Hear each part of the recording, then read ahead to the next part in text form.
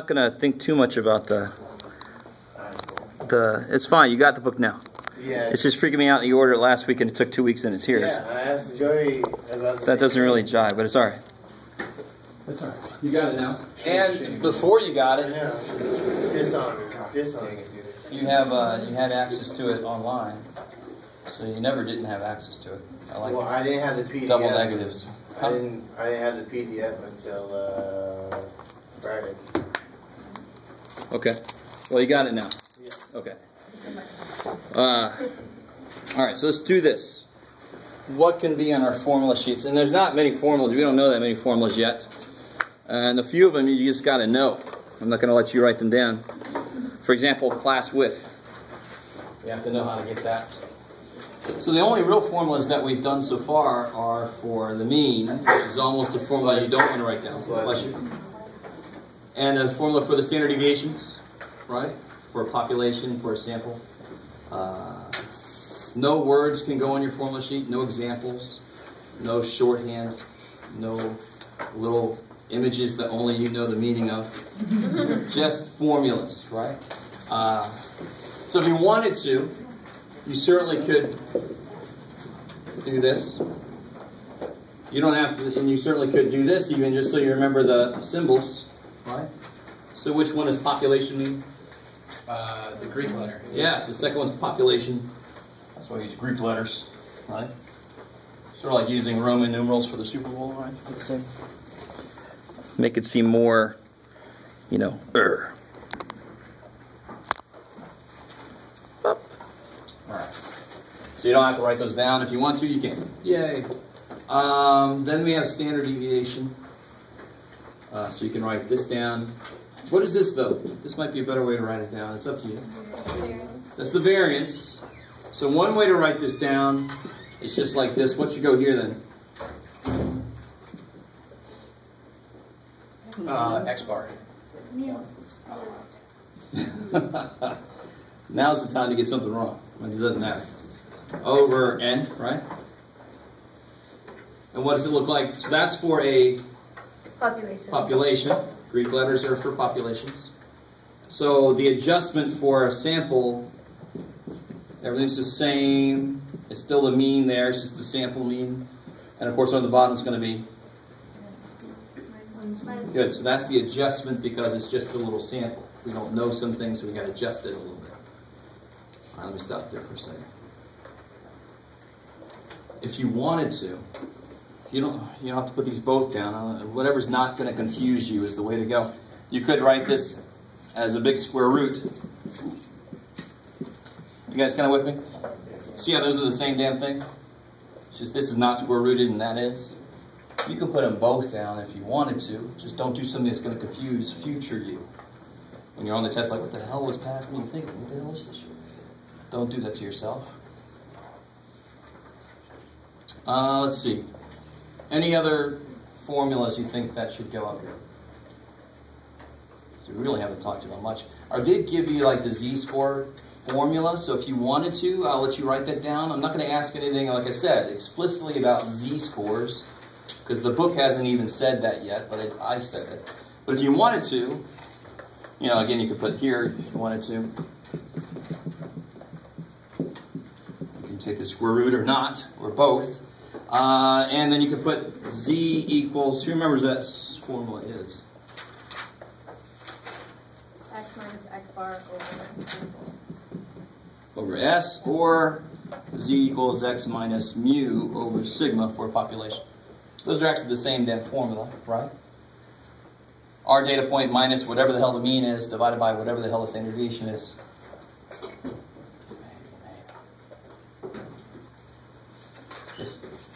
Good. So what? Any other suggestions that I can knock down? Yes. In the textbook, there's a formula to find the percentile. Can you put that formula down? Sure. To find the percentile, I think they have their own little weird thing they do. You just got to count how far into the list it is and divide it by the total number in that list, right? So let's see. Which one do they use? It's x plus half y over n times 100. x plus half y over n. 1/2 y over n like that? Yeah, and then times the whole thing by 100. Ooh, yeah, if you want to. That was gross. Yeah, so they go through their little... and I actually don't agree with their formula, but I would accept the answer if I asked that question. You could use a formula. To me, to find the percentile of anything, you just count where is it, what position is it in, divided by how many total numbers there are. And that's a good approximation for the percentile. Well, that's not for find the 80th percentile of this. It's I know. Given a data point, what is its what's its percentile, right? So that's what I'm saying. To find, you just count how far it is. So if it's the 7th number in 78 numbers, it's in the 7 divided by 78th percentile, roughly, right? But this is just, they're trying to be more precise in a certain way. Yeah. No, like if there was 100 numbers and you were looking at the 10 number and you divide that by 100, it would be the 10th percentile. Yes, and of course this is just trying to take into account the fact that, let's not get into it. But remember, 10% of 100 would be 10, so you'd actually have to take that and average it with the 11th officially, right? So this is their attempt to take care of that, but then this has problems too. So there's nothing perfect. So for me, finding a percentile would be, estimation is plenty good enough. Yes? What about range? How to find the range? Range you should know. How do you find the range? High minus low. Cool. I like it. Class width would just be the range divided by The number of classes that you want to use. Kick ass. Yes? for the number of classes, it's anywhere between 5 and 10. You got it. Anywhere between 5 and 10. Cool. I like it. All right. So I think that's good right there. Nothing more than this. And you cannot put little population. No. Right? And don't put something and then cross it out. Don't turn in. You're going to turn in your formula sheet with your test. Don't turn in a formula sheet that's been ripped. I'm like, what was on there before you ripped it? Or something that's been crossed out. Clean, complete paper of formulas. And only these formulas, because nobody else has any suggestions. All right, cool. Yes? Okay, I have in my notes, it says sample, which is mode plus z times s, and then population is mu plus z sigma. All right, let's investigate that. All right. So that's the formula sheet right here. Yeah, I got one there. Okay. Cool. Let me take this away. And also, just to make sure you understand, if you haven't noticed yet, I write very poorly. So that might be an understatement.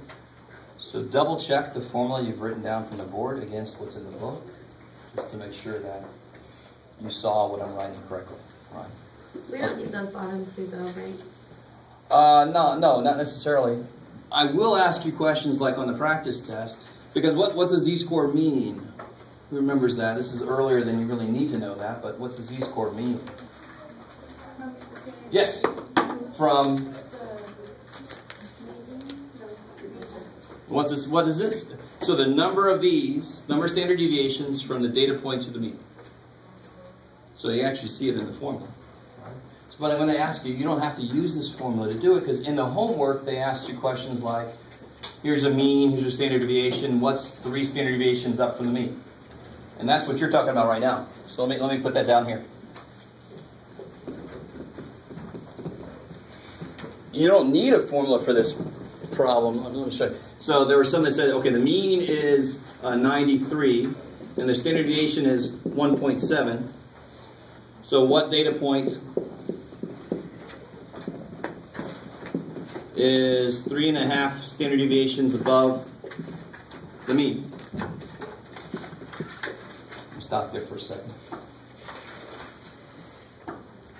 So I could give this problem to like a Math 103 class. They don't have a clue what the hell standard deviation should mean, so I can just call it step.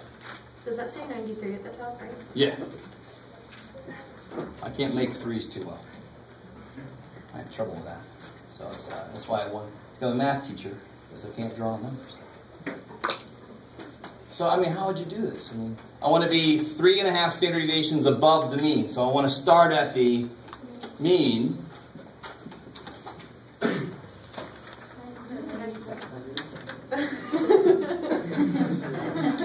5 I can make better. I think it's 5 in there. And then go from there what? Plus 1.7 Yeah, plus. 1.7 times the... Yeah, 3.5 of these. Cool. So what formula is that really? If you make this less specific, just put the letters in here. 93 was the mean. 3.5 is the number of standard deviations. So remember in the book it says number of standard deviations, but it's a Z. Z is the number of standard deviations. And then what's this? Yeah, sigma. Alright, I like it. So in the book they have this exact same formula, except here they have number of standard deviations. But how did you guys use this formula to get this? No, you just did what this said. That's all you did. So very often the formula makes it look harder than it really is, not because the formula is bad, but because the formula has to be general. Whereas the specific idea is pretty damn easy. I'm going to go up this much from 93. We will see this formula in action quite a bit this semester in a couple different forms. What would it look like if it was a sample I was talking about?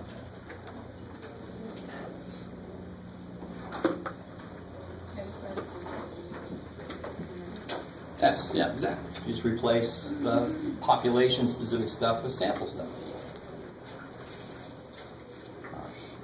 You guys look so depressed, and I don't want this to be true.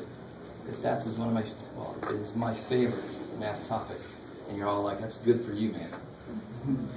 Today is the day to get anything out of the way that is troubling you so that it doesn't trouble you when you take the freaking test. Yes? Okay. How would you find the percentage of the data for the standard deviation of the mean? What's the actual question? Are you looking at a question from the homework or? Test. Oh, the practice test. Okay. Goody. So which one's that? Yeah. All right. So that's just like on the handout I gave out, that very last question on that standard deviation handout. Bless you. So when you do number 1, let me just take, so assuming, if you'd ask me about F, I'm going to assume that A through E were fine. So this is what you got from part E. You got the standard, we know the mean is 45.667, or however you rounded that. So if you did the practice test so far, that's what you got for the mean for number 1. And the standard deviation comes out to be 8.575. Stop it for a second. This is number 1 on the practice test. So part D, I think it is, asks for the mean and some other stuff, and then part E was find the variance and the standard deviation in the range. For the mean, I got 6.25. So if you look at your data, what's the lowest data point there was? 29. So the average has to be bigger than 29, right? Yeah, so you can kind of, when you get the mean, just make sure it makes sense. It should be roughly in the middle of your data, depending on how your data is spread out. So now let's talk specifically about part F, because I agree, that's normally one of the weirder questions. So part F says, what percentage of the data is within 1 standard deviation of the mean? So the first thing you have to do there is, what the hell does within 1 standard deviation of the mean look like? So maybe draw that out, right? So if I want to go 1 standard deviation within the mean, so for example, now if you go to like a state fair, and sometimes you'll have like people that guess weight, and they'll say, I'll guess your weight, but they don't say exactly, they say, I'll guess your weight to within 5 pounds or something. You guys with me? Maybe you've never been in that situation, but you've seen, I'll guess it to within this much, right? So that would mean, if I said within 5 pounds, they could be 5 pounds up or 5 pounds down. So that's the idea, within. So here's the mean. The mean was we'll just put 45.7 for right now. So within 1 standard deviation means go up a standard deviation and go down a standard deviation. Then you can see what within 1 standard deviation means. So 1 standard deviation was like 8.6 roughly. So if I go up 1 standard deviation, that would be 54.3 roughly. You guys with me? If I go up one standard deviation from this, I'm going to add a step on. And I can round down here because my data is all whole numbers. You with me? So I don't have to be that precise with the decimals. And if I go down one, so now I want to subtract 8.6. That would be 37.1. cool. So that's my range there I'm talking about. I want to know what percentage of the data is inside there. So the first data point that would be in here would be 38's in there, right? What about 34? No. No. So sometimes I'll have somebody do this. They'll put a 34 there. I'm like, no, just this is a number line like you're used to. 34 is out there. So this has 38 up through, yeah, 53, because there was no 54, right? So, and then you just count how many of those, how many is that? Out of 15. There were 15 total data points, right? That's how you get a percentage. And the reason I like to do this question is this is a very concrete question. You can count the number of data points, divide it by how many there are, and get a percentage. Because we're going to learn stuff like, for a normal distribution, there's 68% of the data within one standard deviation. Oh, all these theorems about what could be within one. I like the problem, a concrete problem. You can actually go count the damn things. And then we can compare it to the theorem when we get there. So how many data points? 11. Yeah, 11. So it'll be, the percentage will be 11 out of 15%, right? You can change it into percentage. So that would be the answer. That's how many data points divided by 15 that you caught within one step. Let me stop there for a second. And it's just like that last problem on that standard deviation handout I gave you, where it shows you how to put the tables in the calculator. That handout. Okay, cool. If you don't have that handout, you can ask me at the end of class. I think I have a couple. Yeah. I have a question just about the test. So we're not allowed to use this kind of calculator, or we are Totally. allowed to? Of course. So to find the mean, I can just use the calculator and do that one, what is it called? That one variation, whatever it's called. Oh yeah, one var variable stats. And for the mean, and you can get what you need from it, but for anything on this first test, right? And you guys can hate me as much as you want to. And I'm a math teacher, I'm used to it, so I really don't care. If I ask you for the mean, I do want you to show me the formula in action. So you put the sum up there divided by the number of points. Okay, yeah, that's what I was wondering. So we can't just use this and then write it down. Yeah, for like the standard deviation, you're going to have to show me the tables like we did. X minus X bar. Aw. Just kidding. Just for the first test. No, you're not, and I don't disagree with you, but learning something is not always it's not always pain-free, right? If you just get your numbers from your black box calculator, you're not going to have a clue what the hell it means. The calculator's all, I know what it means. And you're like, I don't know what it means. Shit, but I don't care, I got the number. No, I want you to learn this shit. So the more you do some of this and see what goes into making something, the more you're going to kind of absorb through that. If you just push buttons to get something, you're not going to be connected to it at all. And I've had people, people teach this course, everything's done in the calculator. They have fill-in-the-blank tests. Sounds great. You get your A, and you don't know statistics worth shit. So what was that all about, right? That's no good. Some of you guys are like, damn, who's that? So if you don't want to learn, then don't take me in the future. All right. I think I have strong feelings. But the nice thing is, all day long you can check your work. All day long. So if you see something wrong in the calculator and you think you did everything right, you can come up to me and ask me, did I do something wrong in the calculator? That would suck. You do something wrong in the calculator, like, I think I'm wrong. You were actually right. Your work by hand was right. Shit. All right. Yes? For the relative frequency histogram, the numbers on the bottom, is that just the values that... From your classes. So it doesn't have to be in increments of... It has to be equal increments, because your class width doesn't change. So that's going to set up your scale for your... Yeah, so if your classes look like, 40 less than X, less than 47, 47, let's see what that's. What is it? Is it a roast number? What is that? So then my scale would be 40, 47, 54, so forth. That wouldn't be enough classes, but that's just interesting. You guys kind of with me on that? Yeah. What sucks about the other way to do this is the other way to do this looks nicer in one respect. This would be like this. You see why I have to change this? If I put a 47 there, then where would 47 go? In both? Right? So and this method seems nicer in one way, but it's so horribly bad. Because you can't have gaps. If you draw something and you have gaps, it looks like you forgot people.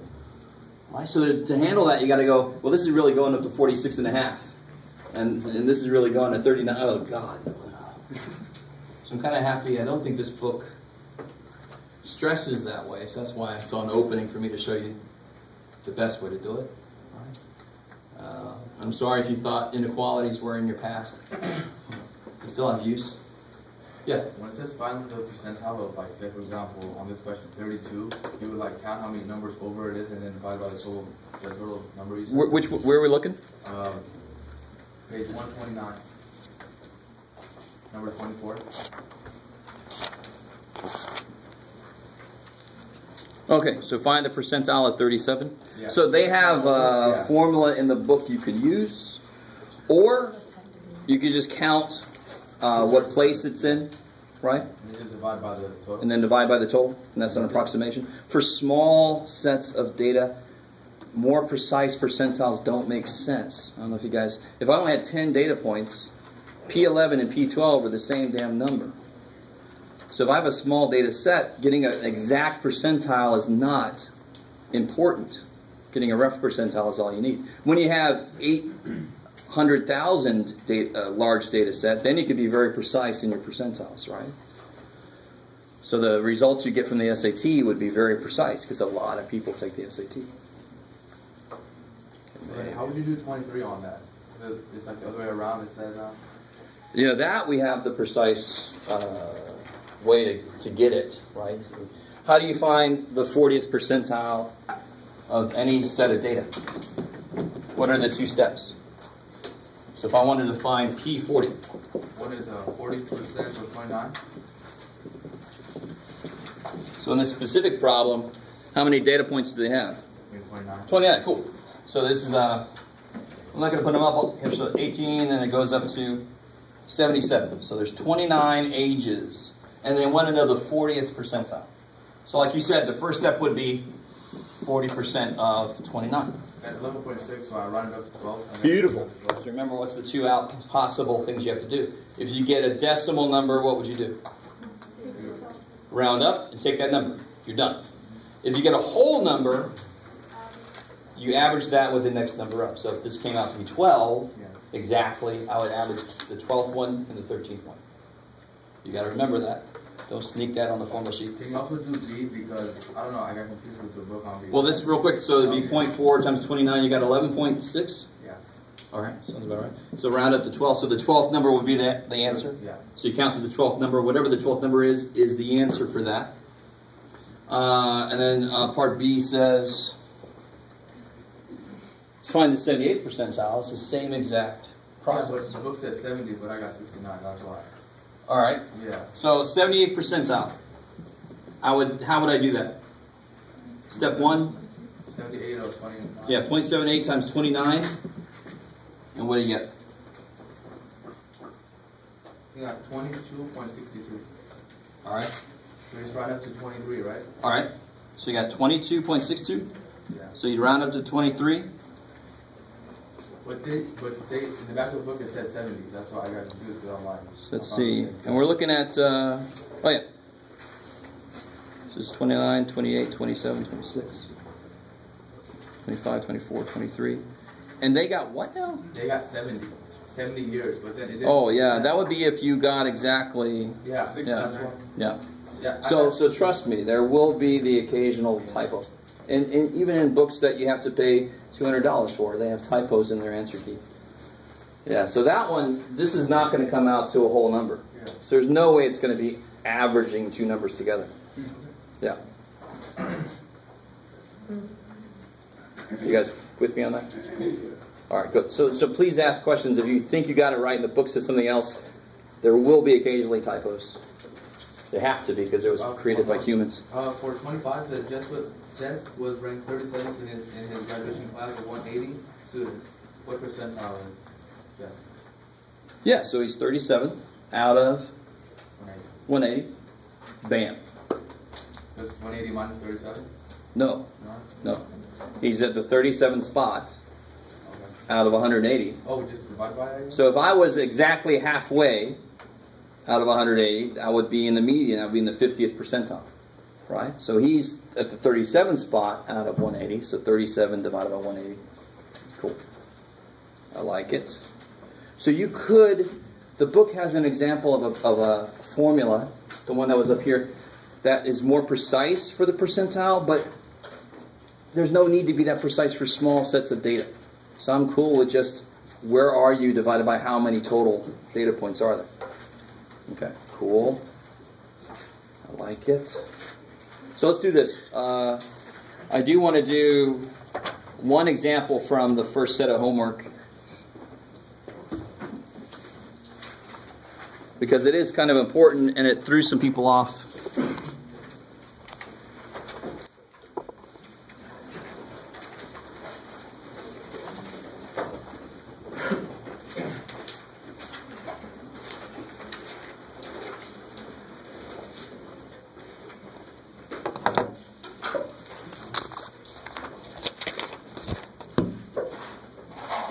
So this is at 42 through whatever, but those were where they were asking for the population, the sample, the parameters, the statistic. I talked about it a little bit to try to make everybody understand. They're asking you to do all that for each one.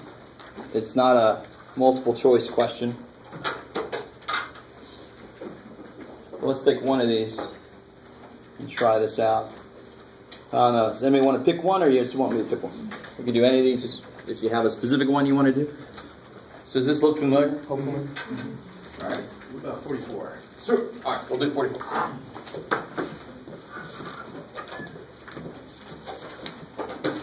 All right, so we can turn back this way.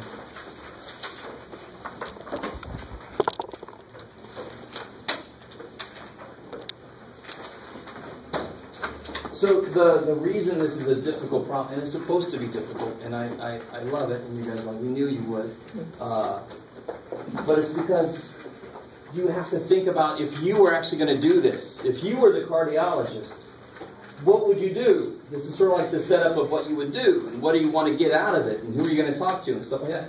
So a cardiologist is interested in the mean recovery period of her patients who have had heart attacks. So when you have a situation, you think, okay, the population is going to be everybody I could have talked to. She's not going to talk to everybody. She's going to take a sample, but who are the people that she could have talked to? Per patient who has heart attacks. Good. And in fact, what was the key word I heard?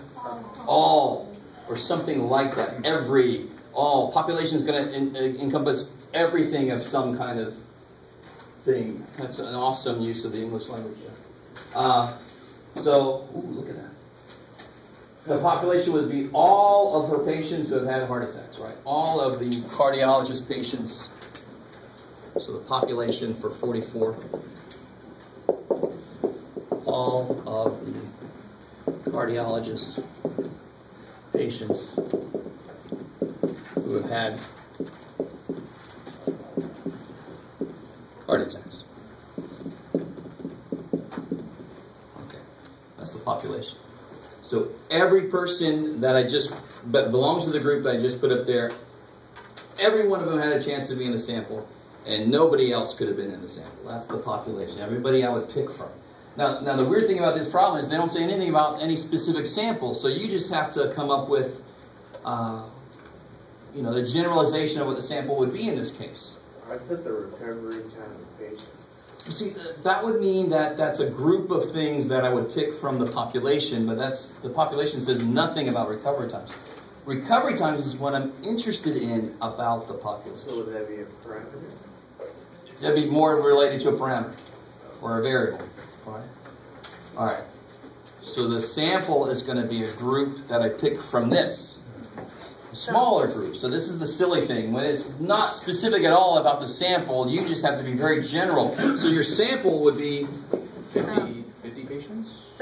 I like it. So this is wide open. You could either just say some of her patients. So instead of saying all of her patients, you would say some of her patients, or a subgroup of her patients, or a randomly selected group of her patients. All right, so replacing this with a more specific thing. So you could, yeah, I love it. So some of the doctor's patients who have had a heart attack. Right? Or you can even say, instead of some of, you could say 50 of her patients. Or Can you say an amount? a certain amount of her patients, sure.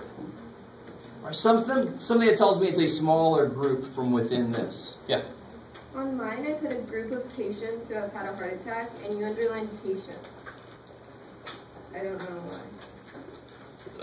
So a group of patients, so my problem with that is of any patients, so it's got to be of a group of her patients, a group of the doctor's patients, yeah. So I know I'm going to be a little bit picky, but I'm a math teacher, and statistics is a little picky, right? So you can't reference all this bigger group that you're not going to talk to. You're talking about her patients. Is that cool? So that's population sample. What's the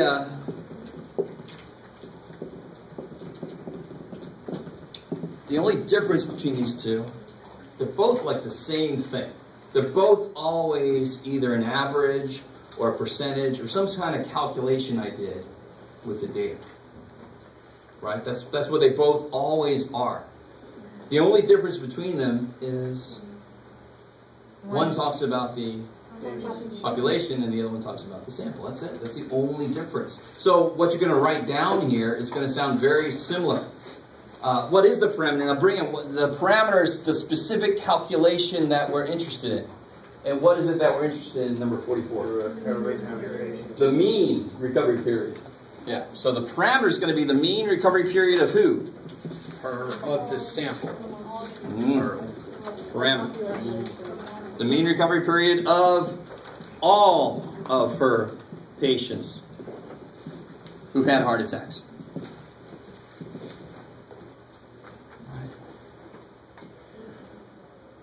And then, not surprisingly, this is almost, once you get this, it's almost kind of silly. The statistic is going to be the exact same wording, except the mean recovering period for, the sampled patients. Kick ass. However you said this. For some of her patients, for 50 of her patients, for a randomly selected group of patients. Yes? Can you say, like, the sample, or do you want us to, like, completely rewrite what the sample is? Oh, once you got it set up, you can just reference that. So you could say the mean recovery period of the patients, let's say of her patients in the sample. Or the mean recovery period of the sample patients. Because for just statistics, that's yet the most common length of time to heal. Oh, let's get the most common. Yeah, the common length of time it took a patient to heal. That almost sounds more like a mode, right? Not a mean. Mode is the most occurring thing, right? So you can just use the exact language that they do as to what they're interested in. So this is kind of a weird, I always, definitions are important. It's important to understand what people are talking about. It's important to know what they reference. But it's like I have to be overly picky now just to make sure that everybody really is looking at it correctly.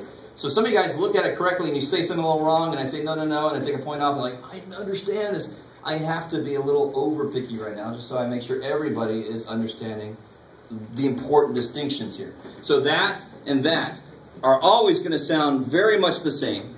Just that's referencing the population, that's referencing the sample. So they really are the exact same idea. You're just talking about two different groups. Let's see, what do we got here? Who remembers what I said about the variable? don't know if you guys, this is important, this is huge. So, oh, yes? Isn't it like what you want to ask? Exactly, beautiful, exactly. The variable is the question you're going to ask. Or if you're talking about lengths of fish, you're not going to, how long are you fish? Or it's the, the question you want answered. So it doesn't have to be the thing answering you, right? Oh, I'm about to. That's weird.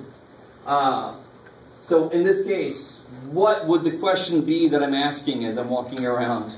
And I could be asking the patient, or it could be just looking it up. What is the recovery time?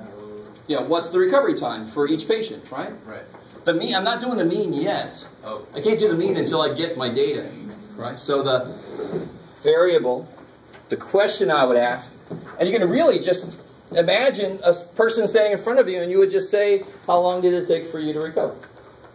So recovery time of each patient is the variable. What is it? Of the population. Variable. Well, in this case, it would be from the sample, but variable doesn't care who or what you're talking to. It's a single instance. It doesn't care, right? So whoever you're talking to, in this case, it's going to be the recovery time for each patient, or for a patient, because you're going to do one patient at a time, right? Yes, ma'am. In the book, in the answers it said let x equal. All right, that's for the next one. That's for step F, right? Well, I had it for E. Okay. All right. Maybe it's just F. E is going to be the general idea, and then F is where you can give some examples, right, of the data. So the variable is the question you ask, and the data is the answers you write. That's how it works. I like it. I like it. So the variable is the question you ask. You don't have to put an actual question mark. That's what I would want answered. And the data is why they say give examples where appropriate. This is exactly what would the data look like. It would be the answers to that question. So you could just say recovery times, and then give me some examples. Did we have to? Yes. It says give examples where appropriate. And this is a completely appropriate place to do it. I love it. So I can't go wrong. Kick ass. So then you'd say, 2.7 days, whatever. And again, it's just to make sure that you understand the connection between the idea and what's actually happening physically. Yeah. So would the people who had a heart attack be part of the data? No, well, those are the people we're talking to, right? So this sets up the people that we're talking to. This sets up the question and the answers once we talk to them, right? Do you notice how this says nothing about recovery time here, right? Because that's not its job. This guy's job, the population and the sample, are all about what groups are you interested in, what groups you're going to talk to. And then this is where you say, what the hell are you going to ask them, and what the hell are they going to tell you. So it gets more specific as you go down. Yes, yeah, exactly. I mean, this is the most general, right? Mm-hmm. Yes? So if I said,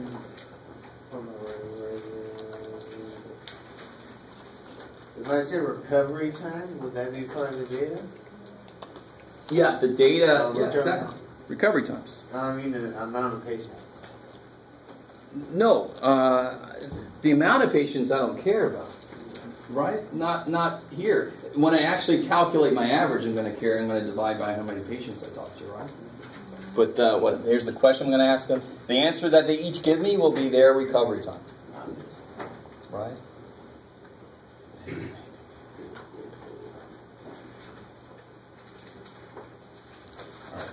I can't interpret. I get all kinds of looks. I have no idea what any of them mean. All right. You want to do another one of those? You want to move on to something else? All right, we'll do one more, and then we'll move on to something else. Have you got all this that you want up here? More than you wanted? There's one done, if you haven't turned that in yet. There it is. Hey. So I'm going to get a lot of the same, but oh well. I set myself up for that.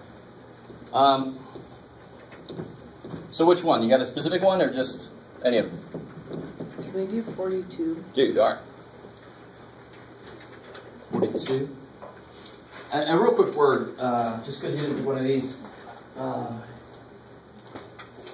you see how The data has nothing to do with what you're going to do with it. Of course it doesn't. It's just the poor little data. So if I want to know the percentage of you guys that have ever been outside of the U.S., what would the variable be? What am I going to ask you? That's what you, when I say, what's the variable? You say, what would he ask? Have you been out? Yeah. Whether or not you've been out of the U.S. What's the data? What answer is going to get? Yes or no? That's it, right? That's the data. So if I want to know the percentage of people that have been outside the U.S., the percentage is what I do with the data. So I wouldn't say percentage here at all. How could it be a percentage when I don't even have the data yet? So the average, the percentage, they're never going to show up here because I got to get this before I can do that. The proportion? Yeah, exactly. So on these problems of proportion, the data would be, for example, here, the proportion of client sheet counselors who stay married. So what would the variable be? Are you married? And I disagree with the book on this problem, I think. Yeah, are you married? Right, that's what they're going to ask you. Are you still married? Right. Yeah, exactly. And then what's the, what am I trying to say? What's the data? Yes or no? Right? And I think the book says something, I can't remember what the book says. The amount of couples, blah, blah, blah. But the data is yes or no. That's what it's going to be. And then what can I do with that data? I can calculate a percentage of yeses. Right? The proportion is what I do with the data. The data is the collection of answers that I got. So we could have just put yes or no on our hands for the data. That's it. See, that's where I beautiful. put like the answer, like. Oh my gosh. No, yeah, okay, but yeah. So that's why giving examples here kicks ass, because it could be very quick. Yes or no? That's my data. Right, because it's a yes or no question. All right, but let's do 42. So read through 42. So what will the population be?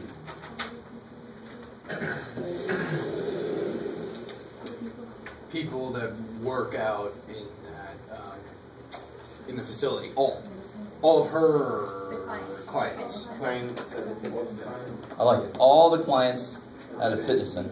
And if you said all the people that work out at a fitness center, I would accept it, but some people belong to fitness centers and they never work out there. Right? So I don't understand. They just want to pay whatever amount of money every month. I got too much money, let me say, right? I'm not in that situation, so I don't understand. Yeah, so the population would be all clients of the fitness center. So if you just said all people who go to fitness centers, why is that not good? Because maybe not all of them are clients. I like that. That's one problem. But so let me. All clients of fitness centers. What's wrong with that? There's lots of different fitness centers. Yeah, this problem is only interested in its own people, right? One fitness center is only interested in its own people, so that population would have been too big. I like it. I like it. I like it. I like it. So what's the sample going to be? A subgroup of those. Yeah, so a subgroup of clients of the fitness center, randomly selected group.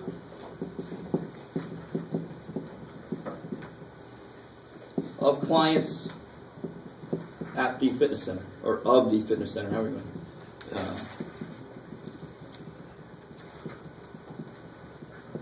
Whatever grammar says you go there. Okay. You see how those are actually the same damn thing, right? Just slightly different wording as to what they're related to. Parameter. Now you bring in what you actually want to calculate eventually. All right, good. The mean amount of time.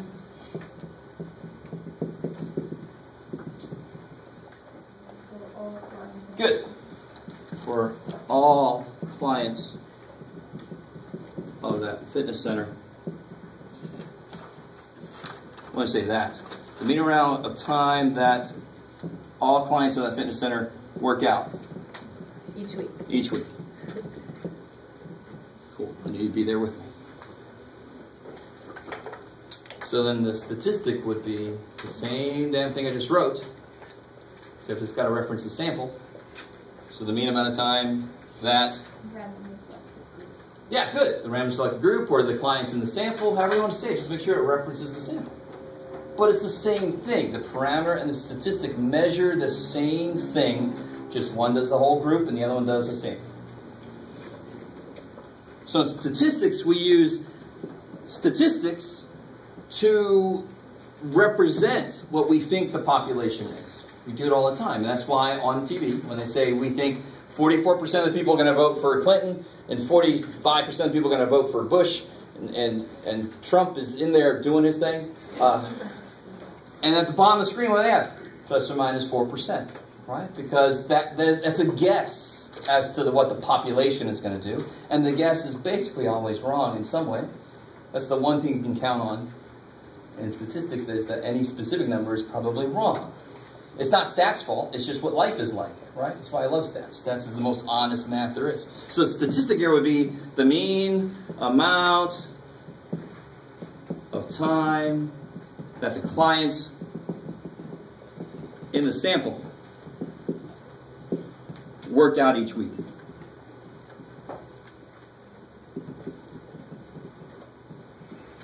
Cool, I like it, I like it. Variable, so what's your question? Hey, client, what are you going to ask them? How many hours? It's crazy. So the number of hours that each or a client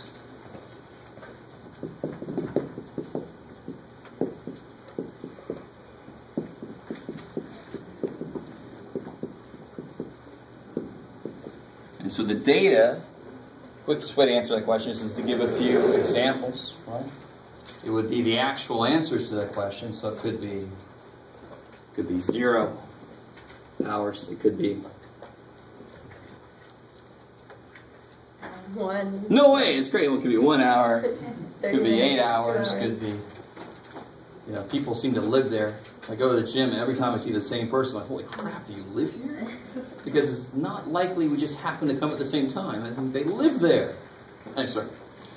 It's freaky. All right, so that's enough of that. So you guys, if you haven't finished that out, it's time for the second course. Oh, that's weird. It's freaking me out. I don't know what that is. Okay, so where are you going to go now? It's wide open. Whatever you guys want to talk about, whatever you want to ask. It's wide open. I have a general question. Yes. Are we allowed to turn in, I forget, homework corrections at any time? So homework corrections are due on the day of the final. Okay. I'd rather you keep up with current homework and just do homework corrections when you can. Okay. If you can do them, it's before the test. It'll be like a way to study for the test, but the final is going to be cumulative also. So whenever you do, it's going to help you. Yeah. Follow-up, is the quiz correction or do... Quiz and test corrections are always due by the day of the next test. So, Okay, so like the quiz corrections for the next test? for this test coming, the day of the next test, yeah. I like it. So you guys have a quiz bullet. Okay. Is that has like number of Hours. Hours, yeah, sorry. I can still read my writing. It's a lot of writing, so you gotta forgive me. Yes? If we go over number 87, it says page 59. I don't know if it's on the page. 87? Oh, yeah. Quick question before you, is that homework that you have corrected and turned in at all, or no? If we turned in our homework like last time? What's your name? Caitlin. Yeah. Yes. So I was giving that back earlier. But this is what people just turned in. Yeah, so forgive me on the page numbers. I found out later that the book's page numbers are not the same as the online page numbers. But it should still be easy to find the problems. So 87? Oh, okay, so the point with 87, and I'll do this every now and again, is I didn't say anything about that section, if you'll notice. So this was a reading problem. So you got to read through that section 1.4 and get all the variables they talk about. So some variables they talk about in section 1.4 are explanatory variable and response variable, for example.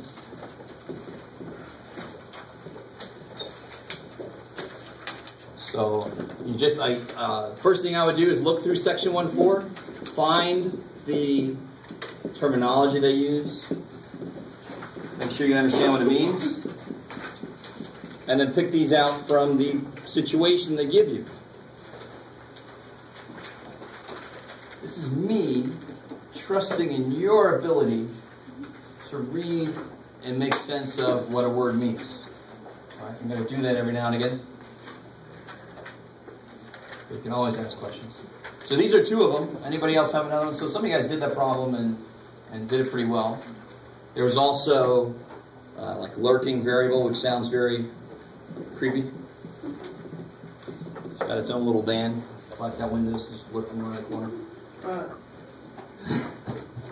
was a good response.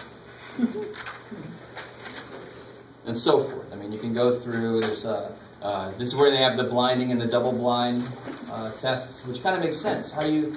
Because a researcher might subconsciously want his work to come out good for this medicine he just created. So he wants to kind of keep himself from doing that, because subconsciously you could alter things. I mean, it's just the way of a human. So you when you blind, thankfully you don't gouge your eyes. You just don't let yourself know who's getting which thing. All right, so on Mythbusters, they have actually done that a few times, where they can mark colors, and the person doing it doesn't know what the colors mean, and later they can go, oh, that color meant this, and this color meant that. So there's several different ways you can do it, but that's just a way to keep yourself from subconsciously skewing the data. I'm like, I know my medicine's going to work, and then you subconsciously change something, or you round things up somewhere or something. You're human. We're going to possibly do that. So that's a protection against ourselves doing that. It's a double-blind procedure. But I desperately still want that to be where you can go read. And the really beautiful thing is, let me see if they do this. Well, they always do summarize from every section. At the end, right before the homework, they give a little summary of each section, what was going on in there. So that's a really good place to start. It's like little cliff notes within the book itself. Right? Cliff notes still exist, don't they? Okay. Yeah. Yeah, when I got my book in and I saw that I was reading through the chapters, do you want us to do the exercises too, or just do the homework? Everything that I listed on the homework sheet should be done. Okay. Yeah. Cool. So don't do every problem. You only have to do the ones I assign. But I do sometimes, there's like two main sections. I think we all understand that now, right? There's a practice section and a homework section, and I just had to assign some out of each sometimes to get the right kind of problems I want you to do. Yeah. Cool. Yes, ma'am. Can you talk about 89 on the same page? Oh, was that the one about the airlines? Yeah. All right. So we talked about that kind of idea, and I keep forgetting to look this up because I want to back up what I keep saying, because I'm actually not sure about it anymore. But I'm pretty sure that the number of inmates in California is the highest number of any state.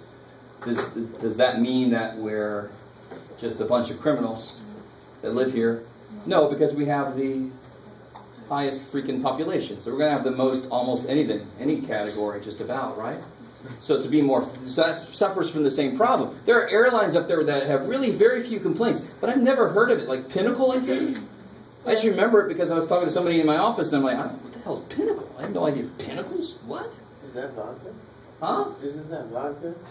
Maybe that's why nobody takes them, because, yeah, they just pass out vodka samples, and the captain comes back and drinks it with you, and then he forgets nobody's flying the plane. That would be a major complaint. So, yeah, but I don't know. Pinnacle, I don't know. Maybe that is a brand of vodka.